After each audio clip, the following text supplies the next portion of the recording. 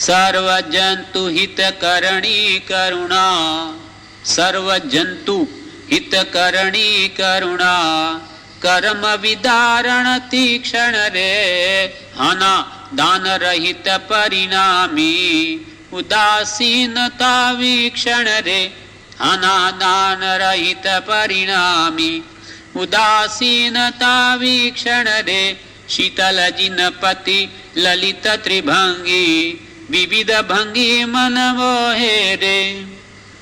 સર્વ જંતુ હિતકરણી કરુણા, કરુણાનો અર્થ કે છે ભગવાનમાં કરુણા નામની પહેલો ભાંગો, તેનું વર્ણન પહેલા કરે છે કે સર્વ જંતુ હિતકરણી કરુણા, સર્વ પ્રાણીઓનું હિત કરવાની પ્રવૃત્તિ તે કરુણા જાણવી. આખા જગતનું હિત જેને કરવું છે એવી અનંતી દયા, સવી જીવ કરું શાસન રસી સી ભાવદયા મનોલસી, તે ભગવાનની અનંત કરુણા છે. સાગર વર ગંભીરા અને કરુણાના સમુદ્ર. સર્વ જંતુ હિતકરણી, સર્વ જંતુ જગતના સર્વ જીવ જંતુ નું હિત થા એવી કરુણા જેના હૃદયમાં રહેલી છે. અને કર્મ વિદારણ તીક્ષણ. હવે તીક્ષણતા શું?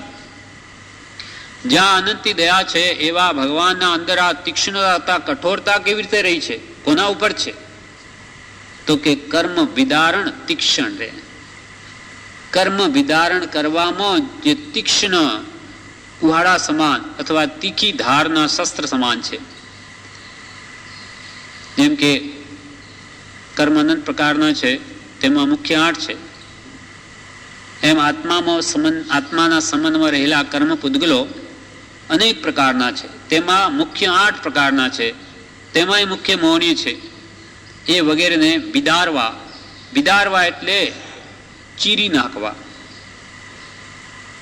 એ રૂપ તીક્ષ્ણતા પણ છદ્મસ્થપણામાં પ્રભુમાં હતી. હવે તો કેવળ ના થયા પછી તો કોઈ તીક્ષ્ણતા છે નહીં, પણ જ્યારે ભગવાન છદ્મસ્થ હતા ત્યારે એટલી બધી કઠોરતા હતી ભગવાનમાં. કર્મ વિદારણ તીક્ષ્ણ રે, કર્મ વિદારણ કરવામાં જે તીક્ષ્ણપણે પ્રવર્તા હતા તે વખતે બી ભગવાનમાં અનંતી કરુણા પ્રસિદ્ધ જ હતી. ભગવાન છદ્મસ્થ હતા ત્યારે પણ એ અનંતી દયા ભગવાનના હૃદયમાં હતી જ. કેમ કે પૂર્વભવતી ચાલી આવે છે. ત્રીજો ભવે જે ભાવના ભાવી સવી જીવ કરું શાસન રસી, એટલે એમના અંતરમાં સર્વજીવ પ્રત્યેની હિત ચિંતના તે તો હતી જ, પ્રસિદ્ધ જ છે. અને હાના દાન રહિત પરિણામી ઉદાસીનતા વિક્ષણ, એટલે સર્વ જંતુ હિતકરણી તે તો કરુણા, અને કર્મ વિદારણ કરવામાં જે તીક્ષ્ણતા છે તે તીક્ષ્ણતા, અને હવે ઉદાસીનતાનું વર્ણન કરે છે. હાના દાન રહિત પરિણામી. હાના દાન એટલે હાન એટલે ત્યાગ, અને દાન એટલે અને આદાન પ્રદાન. હાનાદાન એટલે ત્યાગવું કે ગ્રહણ કરવું એ રૂપ ભાવથી જે રહિત છે. જેને કોઈ ત્યાગવાનું રહ્યું નથી, ગ્રહણ કરવાનું રહ્યું નથી, એવો જેને ભાવ જ નથી. હાનાદાન રહિત પરિણામી કહ્યું છે બનારસી દાસે, લેવે કોન નાહી ઠોર, દેવે કોન નાહી ઓર, બાકી કહા ઉગર્યો જુ કારજ નવીનો હૈ. કે જેને કોઈ લેવાનું રહ્યું નથી, આપવાનું રહ્યું નથી, બધું જ છોડી દીધું છે. સર્વ વસ્તુ પ્રત્યેથી જેનો નિષ્કામ ભાવ થઈ ગયો, માત્ર ઉદ્યાધીન જેનું વર્તન છે એવા ભગવાન છે. તેથી હાનાદાન રહિત પરિણામી, જેના પરિણામ એટલે ભાવ ત્યાગ કે ગ્રહણ કરવાથી રહિત છે, એ ભાવનાથી રહિત છે, માટે તે ઉદાસીન છે. એવી ઉદાસીનતા વિક્ષણ રે, એટલે જેમાં એવી ઉદાસીનતા દેખીએ છીએ. વિક્ષણ એટલે જોવું. હાનાદાન રહિત પરિણામી ઉદાસીનતા વિક્ષણ રે, ત્યાગવા ગ્રહણ કરવાના ભાવથી રહિત હોવાથી જેમાં ઉદાસીનતા દેખીએ છીએ. ઉદાસીનતા એટલે ઉદ આસીન, અધ્ધર બેસવું, જમીને અડકવું નહીં, અથવા અર્થાત અલિપ્ત રહેવું, ક્યાં લેપાવું નહીં, ક્યાં આસક્તિ પામવું નહીં, એવી ભગવાનમાં અનાસક્તતા પણ સાથે જોઈએ છે. અનંત કરુણા હોવા છતાં જીવો પ્રત્યે દુઃખોથી મુક્તિ કરવા માટે અને કર્મોને વિદારને ચીરવા માટે અનંત તીક્ષ્ણતા હોવા છતાં પણ ભગવાનમાં આવી પાછી ત્રીજો ગુણ ઉદાસીનતા પણ એવી જ છે. સર્વ પ્રત્યે પાછા અલિપ્ત છે. એવી ત્રિભંગી ભગવાનમાં વિદ્યમાન છે. અર્થમાં કહે છે, પ્રભુમાં ત્રણેય વૃત્તિઓ કેવી રીતે રહે છે તે બતાવે છે કે સમગ્ર પ્રાણી માત્રનું હિત ચિંતન કરનાર પ્રભુ છે. તેથી તેમનામાં કરુણાનો ગુણ તો સુપ્રસિદ્ધ છે જ. ઘોર તપશ્ચર્યા કરીને કરુણા વાત કરી. હવે એમાં તીક્ષ્ણતા કેવી રીતે છે તો કે ઘોર તપશ્ચર્યા કરીને અને ધ્યાના અગ્નિથી સમસ્ત કર્મ સમૂહનો નાશ કરવામાં પણ જેમની પૂર્ણ પ્રવૃત્તિ છે. કઠોરતા, તીક્ષ્ણતા, તે ઘોર તપશ્ચર્યા કરીને ધ્યાન અગ્નિ વડે સમસ્ત કર્મોને સમૂહને બાળી નાખવામાં જે તીક્ષ્ણ હથિયાર સમાન છે. સર્વ કર્મ સમૂહનો નાશ કરવામાં પણ જેમની પ્રવૃત્તિ થાય છે. એટલે કરુણાને અને તીક્ષ્ણતાને પરસ્પર વેર છતાં પણ પૂર્વોક્ત પ્રકારે બંને ગુણો પ્રભુમાં જોવામાં આવે છે. હા, છદ્મસ્ત અવસ્થામાં હોય છતાં એ આમ ઘરમાં હોય ત્યારે ભગવાન જ છે એ દ્રષ્ટિએ. એ છદ્મસ્ત ભગવાનનું સ્વરૂપ છે. આમ આ દયા બી છે, પહેલાં બી હતી. જોકે કેવળના પછી તો દયાનો ભાવ જ નથી. એ તો પૂર્વે કરેલું માત્ર ઉદયાધીન પ્રવર્તન. કેવળી અવસ્થામાં કે હું એને બોધ આપું, તારું, એવો ભાવ ત્યાંય નથી. એટલે આ બધું પૂર્વ અવસ્થાની જ વાત છે. હવે ઉદાસીનતા, કે જેમને પામવા યોગ્ય આત્મ સ્વરૂપ પ્રાપ્ત થયું છે, તેથી જગતના અન્ય પદાર્થો પ્રત્યેથી જેમની ઈચ્છા સ્વાભાવિકપણે નષ્ટ થઈ ગઈ છે. ઉદાસીનતા શા માટે તો કે પામવા યોગ્ય એવું આત્મ સ્વરૂપ એ તો પ્રાપ્ત થઈ ગયું. તેથી જગતના સર્વ પદાર્થો પ્રત્યેની એમની ઈચ્છા સ્વાભાવિકપણે નષ્ટ થઈ ગઈ.